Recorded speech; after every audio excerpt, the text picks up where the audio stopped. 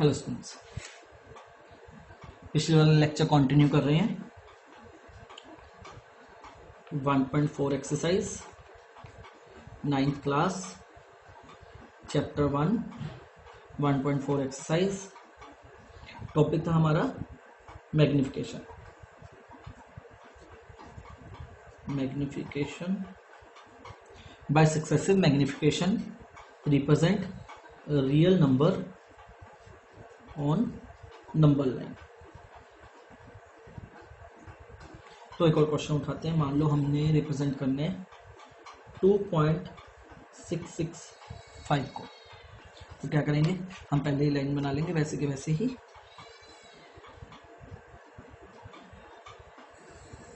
जरूरी नहीं है बच्चों ये 1-1 सेंटीमीटर के लिए नहीं, ये 2-2 सेंटीमीटर भी ले सकते हो। अगर तुम लगता है लिखने के लिए जगह कम है तो 2-2 सेंटीमीटर का एक ब्लॉक बना सकते हो, जैसे कि 1 2 3 4 5 6। ठीक है, ये अगर 0 1 2 3 4 5 10 बनाने ज़रूरी है क्योंकि हमें पर अगले वाले 10-10 पूरे बनाने हैं। अब पहले क्या करेंगे, हम पहले देखेंगे 2.6 किसके बीच में लाई करेगा, ऑब्वियस है 2 और 3 के बीच में। 2.6 2 और 3 के बीच में, तो यहाँ पे सक्सेसिव 10 मार्क्स बनाएंगे। 2.6 2.2 2.1 2.2 2.3 2.4 2.5 2.6 2.7 2.8 2.9 एंड 10। तो 2 से शुरू हुआ, 2.1 2.2 2.3 2.4 2.5 2.6 2.7 2.8 2.9 एंड 3। अब अगला नंबर क्या है 2.66। अब 2.66 किसके बीच में लाई करेगा, एक तो 2.6 जो पिछला पैटर्न है और उससे एक नेक्स्ट नंबर पे। इसका मतलब 2.66 कहाँ लाई करेगा, 2.6 और 2.7। इसे बनाएंगे अब।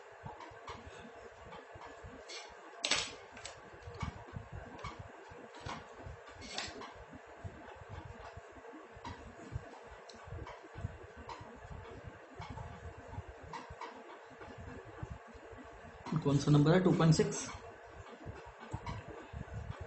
ये आ गया 2.6 2.61 2.62 2.63 2.64 2.65 2.66 2.67 2.68 2.69 2.7।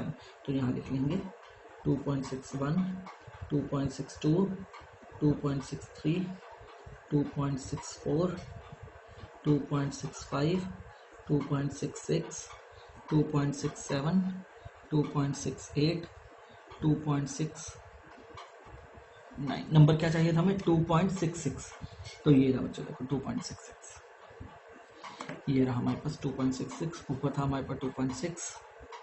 अब नेक्स्ट क्या देखना है हमें 2.65, तो वो कहाँ लाई करेगा, इससे पिछला पैटर्न क्या था 2.66, इससे पिछले वाला पैटर्न क्या था 2.66, तो इसका मतलब 2.66 वैल्यू और उससे एक नेक्स्ट वैल्यू पे लाई करेगा।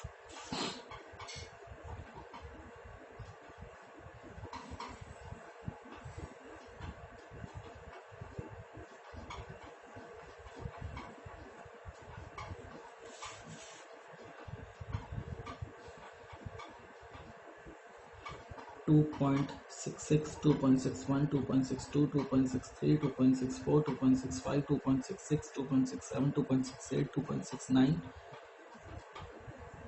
2.67 2.661 2.662 2.663 2.664 2.665 2.666 2.667 2.668 2.669।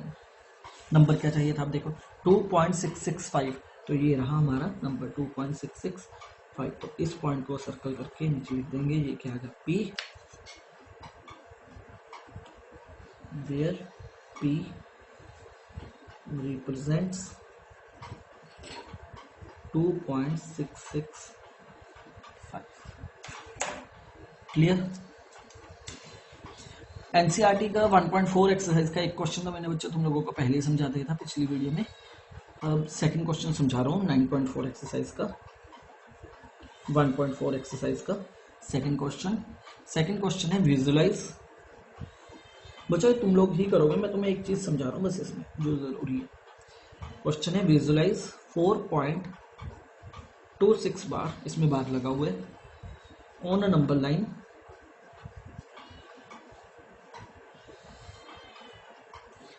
comma up to 4 decimal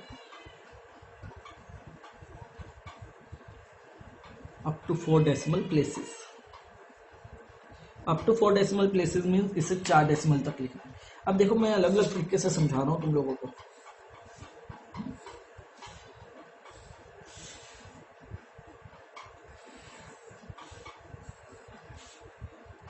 बनाना तुम लोगों ने, मैं कुछ और समझा रहा हूं। देखो यहाँ पे 4 डेसिमल था, नंबर यही रहेगा, मान लो यहाँ पे 4 डेसिमल था, तो अगर 4 डेसिमल होता,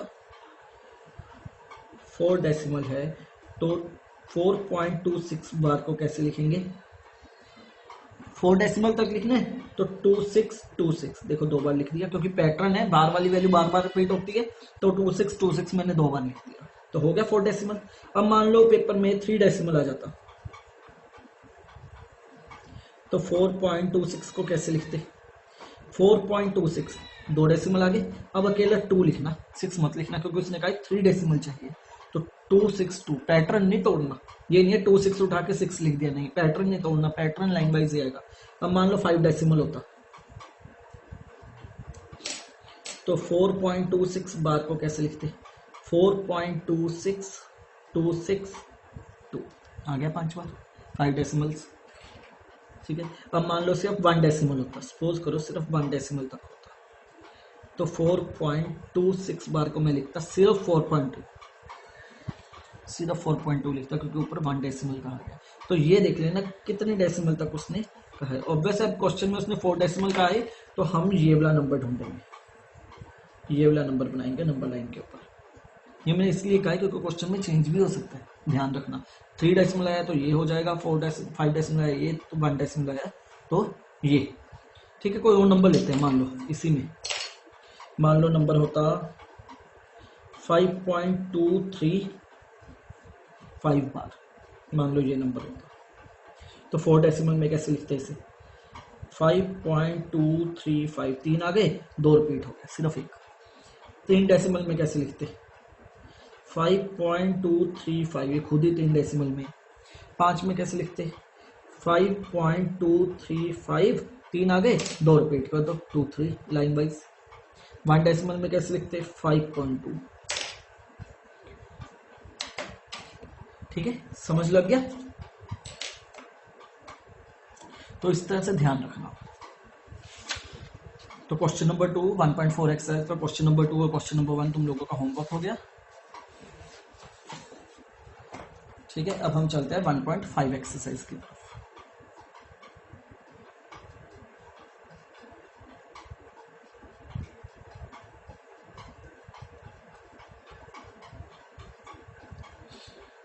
वन 1.5 एक्सरसाइज है बच्चों, ऑपरेशंस ऑफ रैशनल नंबर्स।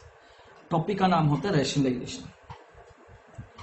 इस टॉपिक 1.5 एक्सरसाइज है जो रैशनलाइजेशन के ऊपर है, रैशनलाइजेशन।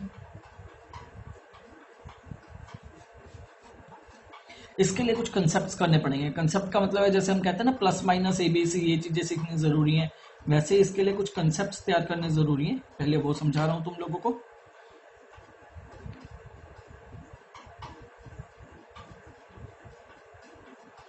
एक मिनट,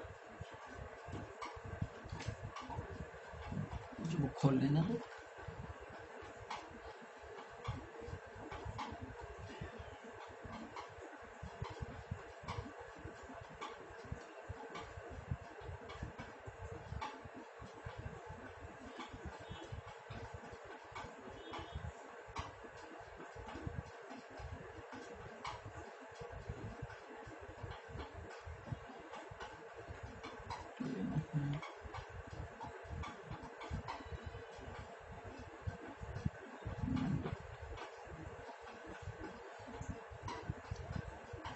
देखो रेशनलाइजेशन में सबसे पहले टॉपिक जो तैयार करना है वो है operations. Operations means addition, subtraction,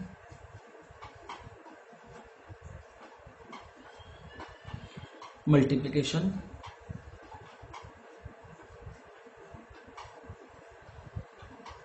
and division of irrational numbers. Of irrational number, irrational number कौन से होते हैं? अंडर रूट वाले इरेशनल नंबर्स। ठीक है, देखो इसके लिए बेसिक उठाऊंगा मैं अलजेब्रा का। अलजेब्रा में क्या होता है? एक्स वाई वेरिएबल याद होगा, आप लोगों ने 8th में पढ़े हैं इजीली अलजेब्रा। जैसे कि x को x में ऐड करता हूं तो क्या बन जाता है? 2x। क्यों? क्योंकि x का बाय डिफॉल्ट कोफिशिएंट क्या होता है? 1। x का बाय डिफॉल्ट कोफिशिएंट क्या होता है? 1। x का बाय डिफॉल्ट कोफिशिएंट क्या होता है? 1। यहाँ से क्या होता है? x कॉमन आ जाता है, 1 + 1 ऐड हो जाता है, वो बन जाता है 1 + 1 2 और x एज इट इज लग जाता है। ठीक है, मान लो कुछ और करते हैं। क्या करते थे? 3x + 8x ऐड करने, क्या करते थे? x कॉमन आ गया, 8 + 3 11, तो बन जाता है 11x। बेसिकली तुम लोग क्या करते थे? तुम लोग ये चीज तो लिखते ही नहीं थे, सिर्फ पहली बार समझने के लिए लिखते थे, उसके बाद ये चीज तो लिखते नहीं थे, डायरेक्ट यहां से ये चीज लिख देते थे कि 3x + 8x = 11x। तो इसे हम क्या कहते थे? Like terms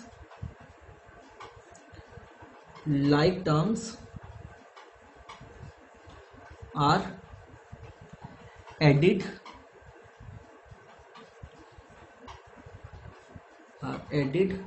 and subtracted. जो लाइक टर्म्स होती है वही ऐड होती है, वही आपस में क्या होती है? सब्ट्रैक्ट। जैसे कि 8x - 5x क्या करते थे? 3x, 8 में से 5 निकाले 3x।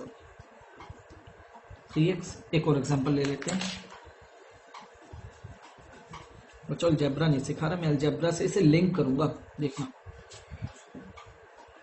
जैसे कोई और एग्जांपल ले लेते हैं। 2x + 5y -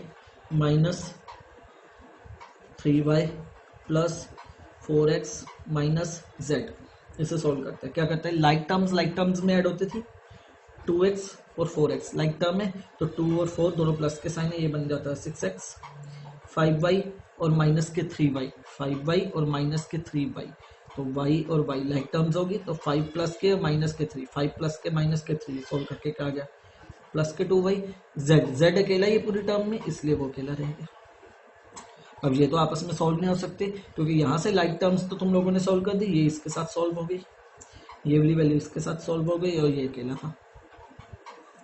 अब तीनों को देखो, तीनों की तीनों क्या है? अनलाइक टर्म्स है, और जो अनलाइक टर्म्स होते हैं, डिसलाइक टर्म्स होते हैं, वो आपस में क्या होती है? सॉल्व नहीं होती, वो एज इट इज वही आंसर बन जाता है। तो इसमें भी यही है बच्चों, इर्रेशनल नंबर की एडिशन और सब्ट्रैक्शन में भी यही है। जैसे कि मान लो रूट टू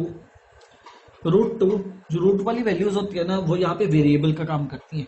जैसे x, जब मान लो मैंने लिख दिया 2√2, तो 2 क्या हो गया? √2 का कोफिशिएंट।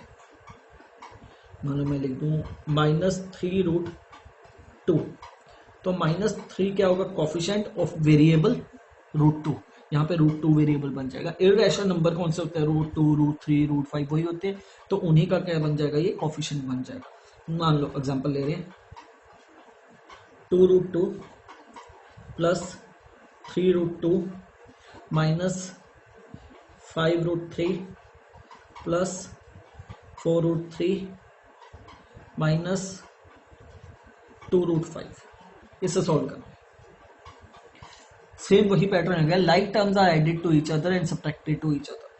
अब लाइक टर्म्स क्या है? √2 है, तो √2 के साथ ही ऐड और सब्ट्रैक्ट होगा।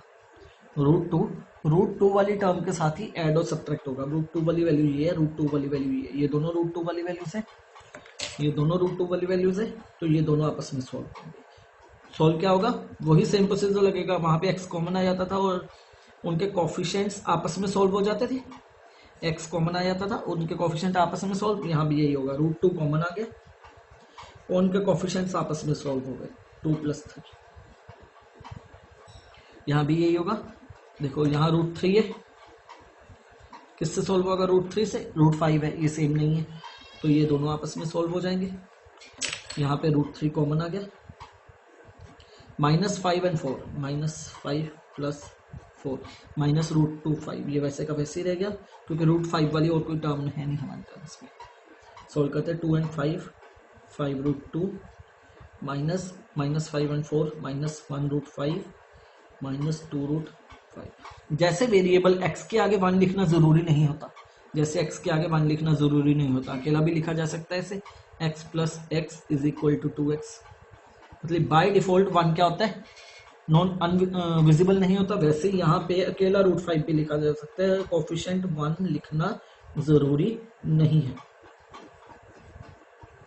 सॉरी, ये 3 था। कोफिशिएंट 1 लिखना जरूरी नहीं है। तो यहाँ से एक चीज क्लियर होगी बच्चों, वेरिएबल वाले में और इसमें कोई फर्क नहीं है। वहां पे एक्स वाई वेरिएबल यूज करते थे, यहाँ पे रूट 2 रूट 3 रूट 5 ऐसी चीजें यूज करनी है। सोल्व वैसे ही होंगे, like terms are added to each other and unlikes remains same. Clear? ये तो था एडिशन और सब्ट्रैक्शन का, ये था एडिशन एंड सब्ट्रैक्शन रूल। अब इसके ऊपर कुछ क्वेश्चंस करेंगे एडिशन और सब्ट्रैक्शन के ऊपर।